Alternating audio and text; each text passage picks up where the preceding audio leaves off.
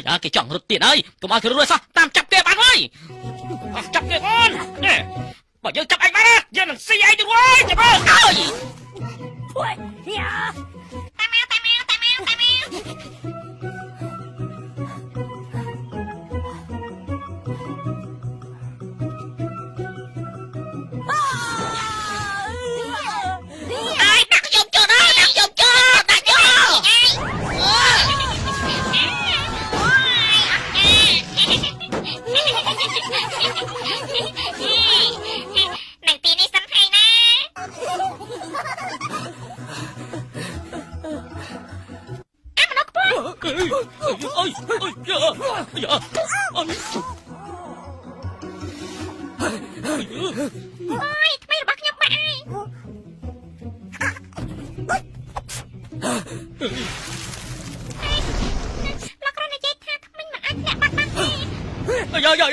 កោប្រយ័ត្ន